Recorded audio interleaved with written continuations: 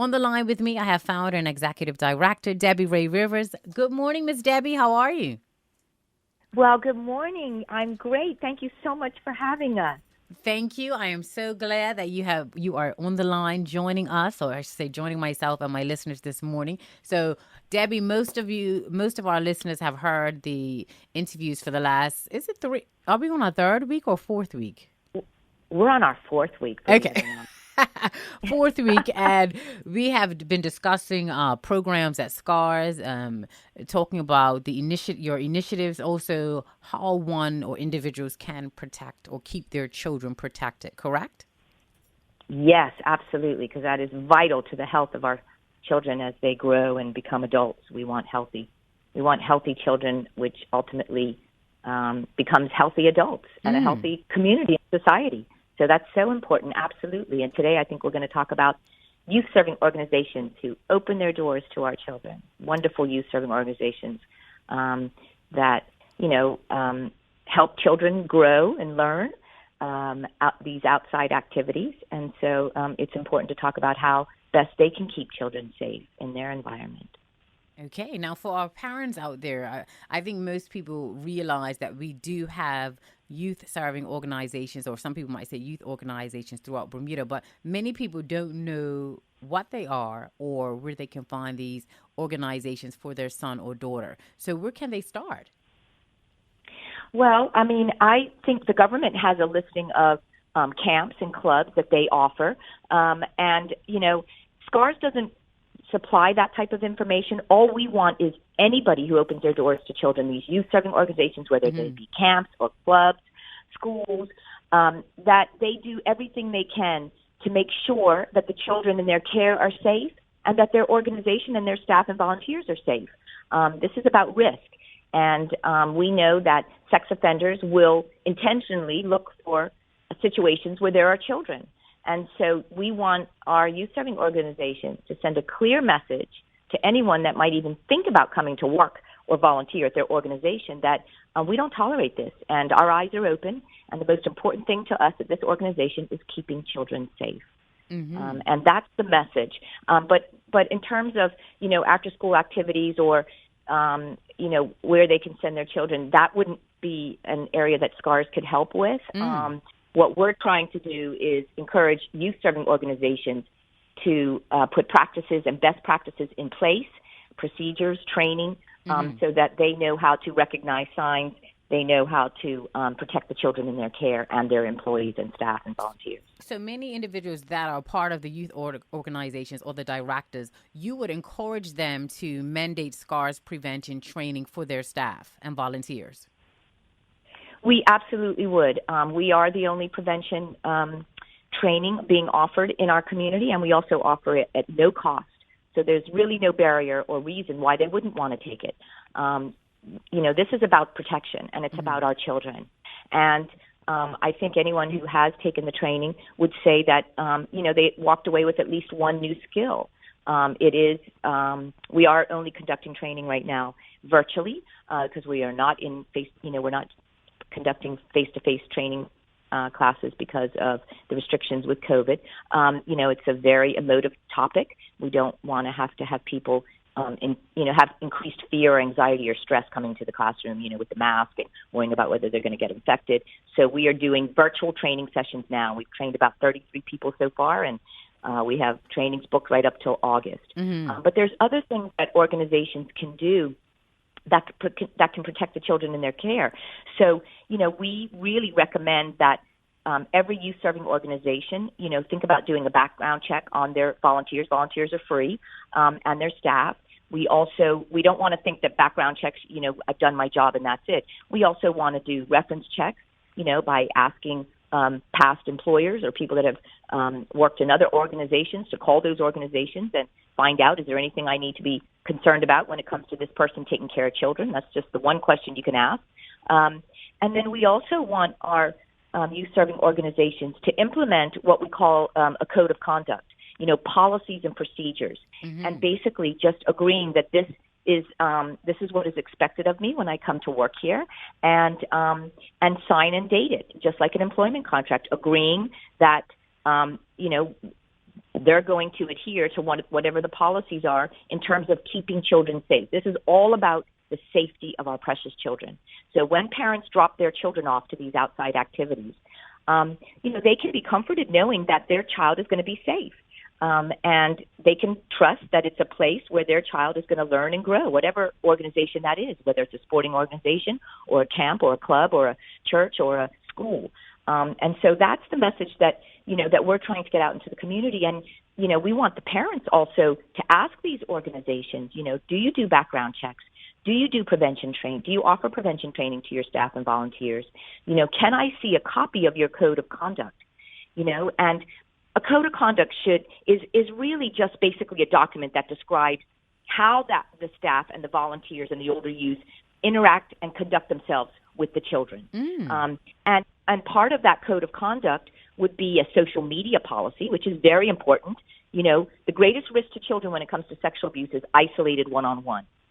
And so, social media can set up our children to be at risk if it's just one adult and one child on those social media chats or, private messages. And so, organizations can put a policy in that says, all email or all private social media conversations with the child here, without including a parent or a member of the organization, should be prohibited. So it has to have, the rule of three in all social media conversations.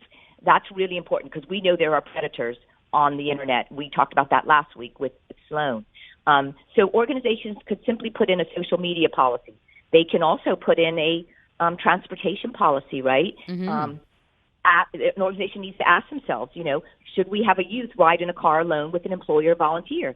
And if that's yes, what are the circumstances? What are the pickup procedures at the end of the day or the event? We want to make sure that children are safe. We don't want to leave them stranded on fields or in schools, but we can make it very safe. Put them in the back seat. Have the policy say that, you must call the supervisor, let them know you have the child, or if the child call the parent and talk to the parent on the way home. Whatever it is, we just want to think about every situation as safe as we possibly can. And like I said, we don't want to leave children stranded, but we want to make sure that each situation is very safe. Absolutely. We can, we encourage organizations to have a travel policy. When we're traveling with athletes or students, think about what, each organization has to scan their own environment and see, what would work for them, because it's not a one-size-fits-all. But at the end of the day, it's all about the safety of our children. And then there should also be a reporting policy. What happens? All of us are mandated reporters.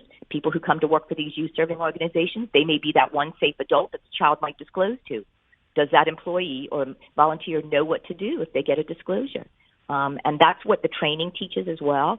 But we just want, sexual abuse has been going on for generations. Yes. And it's not only in the families, it can also happen in youth-serving organizations. We know that. And so we want our youth-serving organizations to just make sure that every child who comes into their care, they're doing the best possible thing they can do to keep those children safe. Absolutely. And I think most people will agree that it is important to keep children safe. Now, even with regards to the training that SCARS offer, Miss Debbie, you do know some people are like, I need to do this training. It will be beneficial.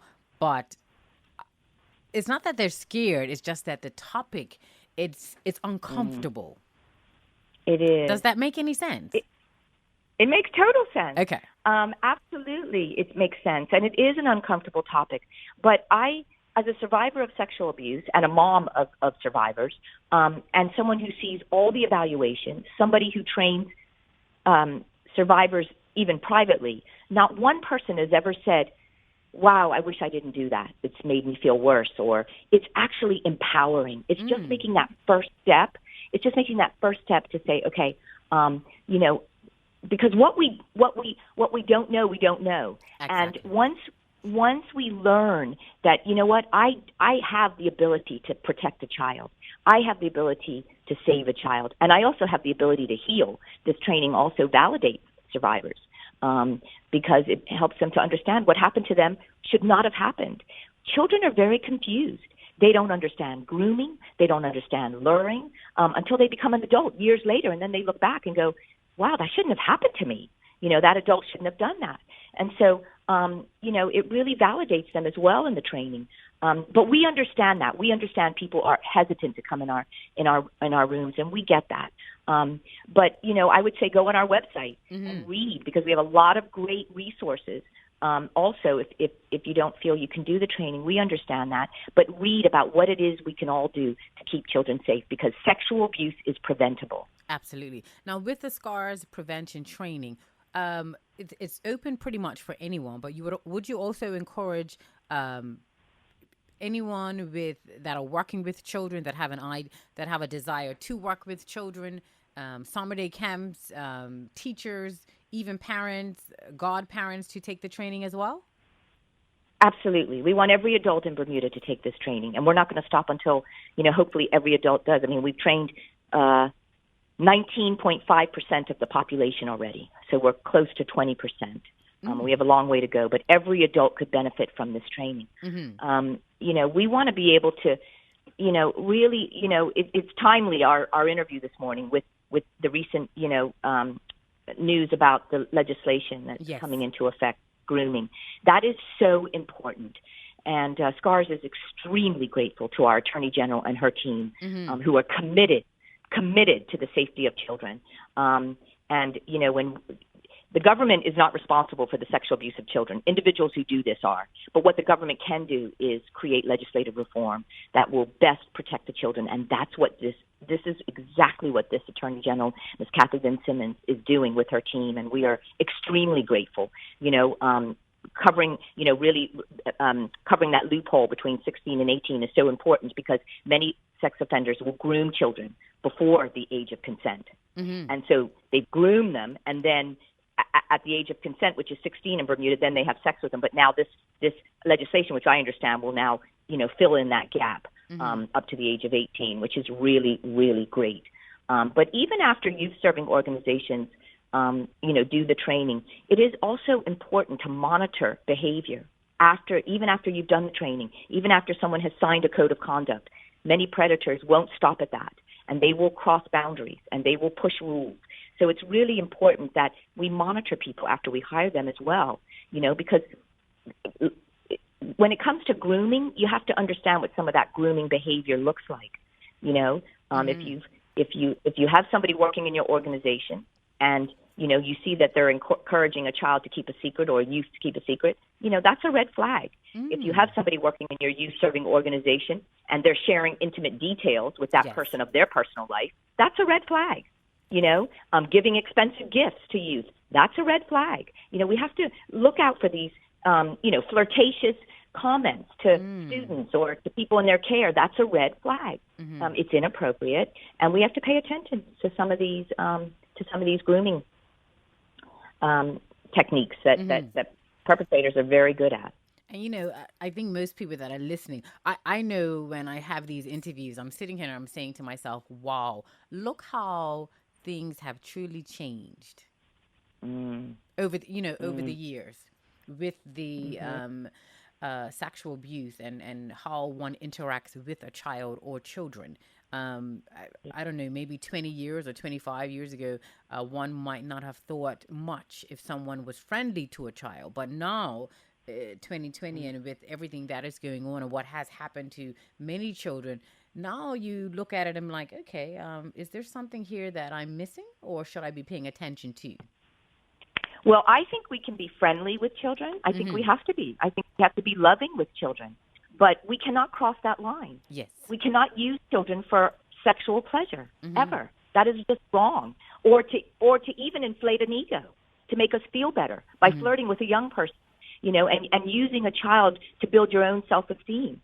That is not why children come into this world. They need to be protected and safe. And flirting with them and, boosting your own ego and gaining sexual pleasure from a young person is not keeping them safe.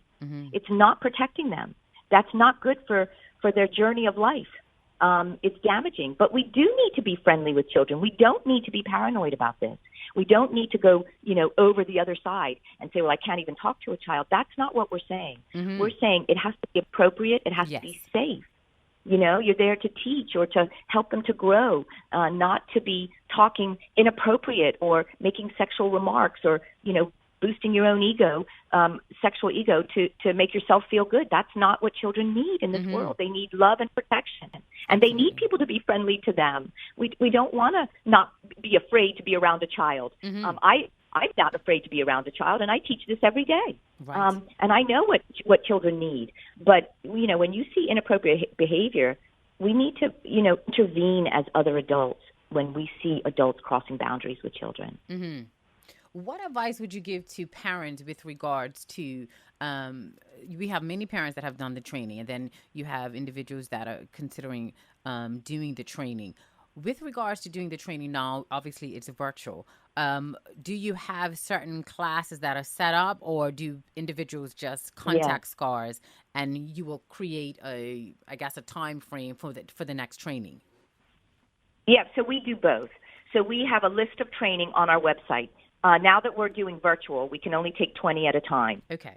Because, it's interactive. It's very hard to be interactive virtually with 50 people. Mm-hmm. So we're taking 20 classes of 20. If you want to set up a training for your youth serving organization, you would just reach out to training@scars.bm, or Helen is our director of programs, Helen@scars.bm, HELEN @scars.bm, and you want a session privately. We're happy to do that for your youth serving organization. Or you can join one of our community classes, and they're all online. You register online, and that is scarsbermuda.com. And you go to the tab that says Get Educated, and you'll see the training tab right there. And you look at the list of dates that might work for you.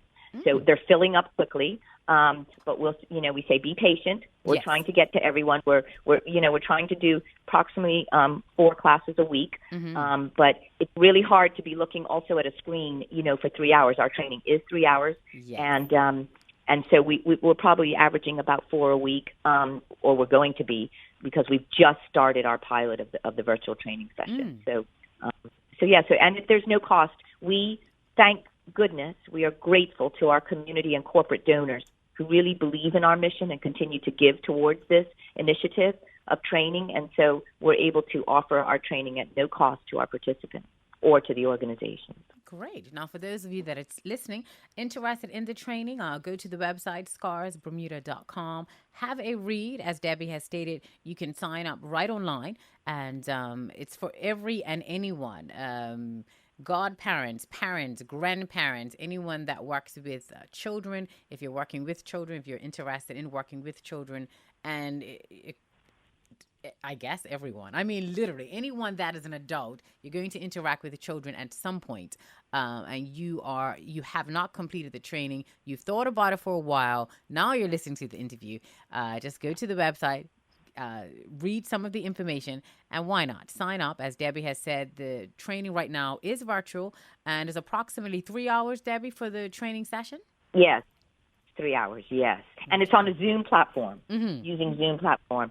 But one thing that I would like to say before we close, if it's okay, is we're really encouraging our youth serving organizations, because it is not a law as yet, but any youth serving organization that opens their doors to children, they must implement a code of conduct, best practice. That is so important. And we're hoping that will be a law that will come into effect soon, that says that any youth-serving organization that opens their doors to children will have to implement a best practice code of conduct that has a social media policy, a travel policy, a transportation policy, and a reporting policy. That is crucial to these organizations. It's also crucial to the safety of their organization. You can have one allegation in an organization and it might affect it, even though it's not the organization's fault. But if an organization does not have, things in place that will protect children, it could damage their reputation. Absolutely. So it's important that they do everything they can to send a clear message to anyone that might want to come in to harm children. Don't come work here. Do not come to volunteer here. We have our eyes open, and we're here to protect children.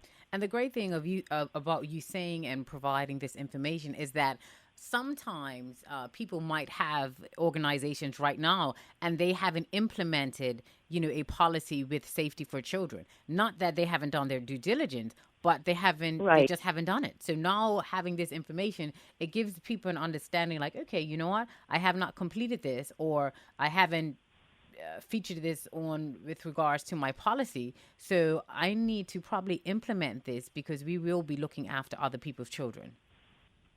Absolutely. And you don't have to reinvent the wheel. No. If you go to our SCARS website, under information for organizations, you go to the resource tab, you go to information for organizations.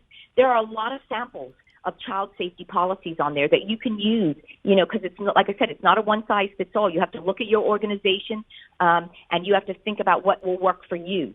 So go on there and really think about it. I mean, youth serving organizations can also ask a question. You must advise somebody here if you have, if any investigation is or has been committed against you. That question should be asked for anybody who works at an organization who wants to take care of kids. And you legally can ask that question. You must let us know if there's been any investigation or commenced against you or for an offense against a child. You also must advise us if you've ever been convicted of an offense against a child. And it is legal to suspend or not hire that person. Why would you want to have somebody in your organization who is a risk to children? It's not worth it. Yes. Because that child's life could change forever. And that's how we need to look at it. Yeah. Children who are sexually abused, there is a spillover. Absolutely. And yeah, I mean, I'm pretty sure that's probably always going to be a debate. But when we're looking at the safety of children, there are a lot of things that one will have to consider. Yeah. So children, and the thing, though, the risk of not adding that is too great for a child and for that youth serving organization. It's too risky. Because our youth serving organizations are wonderful. All the sporting organizations that we have, music, church, all these organizations do great things with children, but all you're trying to do is make it a safe place for every child who comes there. Absolutely. Attends. Absolutely. And I'm pretty sure most of my listeners, if they haven't completed the training or signed up, I'm sure they're going to the website just to read first and foremost. And many people will step out of their comfort zone and say, okay, I am going to take the SCARS training. So for those of you that haven't, you're still considering it, you need some more information. As Debbie has stated, go directly to the website, scarsbermuda.com. And if you wish to sign up, you can do so right on the website. And it's 3 hours, approximately 20 people per class. And it's about, did you say 3 or 4 times a week you offer this, Debbie?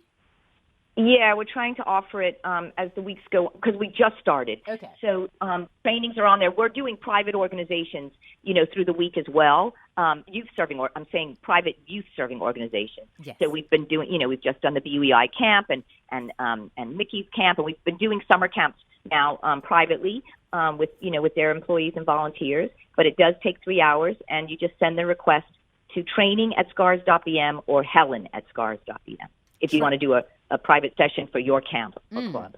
Okay. All right. So our primary focus is keeping our children safe, and that goes for everyone. Anyone, mothers, parents, fathers, grandparents, adults, any adult. That is our primary focus. So let us, sign up for the training. Get your godparents together and say, okay, we need to do this training. And knowledge is power. So we're going to walk away with information that either 1, we did not know, or 2, we never considered. You are so wise. Thank you for saying that. That's exactly right. Yes, because I've heard of people that have done the training and they said, wow, I would have never known all of this information if I didn't do the training. Yeah, well, I know, and I wish I would have done the training before my children were abused, because I would have been able to recognize signs. I would have done things differently. I didn't do all the right things, and now we have education which will, that that can empower us, and we need to break down our barriers of talking about sex and talking about sexuality and be able to talk to our children about their bodies and things that we didn't do years ago. And a lot of even perpetrators didn't get this information, or they weren't protected years ago in other ways. And so, it's just vital that we just empower ourselves and know that this sexual abuse is preventable. We can prevent it. But we can't if we don't have knowledge behind it and understanding and awareness. Absolutely. Well, Debbie, it's always a pleasure. I look forward to our interviews, and I have to thank you for having the, I guess, knowledge to create scars and inform individuals and others because of what you went through. Some people may have kept it to themselves and never decided to talk about it, but you have taken a different torch and stepped out in front and said, you know what, despite what I endured, I can help many others, and you've done that. So I hope I don't know, not necessarily pat yourself on the back, but sometimes I hope you just sit there and smile and say, okay, I didn't necessarily sign up for this, but I've been able to help many people throughout. Well, it's not. Thank you so much for those kind words. It's not only me. I have an amazing board. I have an amazing team, office team. I have so much support. We have amazing facilitators. So it's really not about me. And it also is about, for me personally, it's really about God, who just was able to take pain and turn it into purpose. And so I'm very grateful as well that could be channeled through that. But I'm also grateful for all the support that and our team is amazing. So thank you so much. All right. Thank you so much, Ms. Debbie. Once again, go to the website, scarsbermuda.com. If you're just tuning in, I've been speaking with Debbie Ray Rivers, who is the founder and executive director of SCARS, Saving Children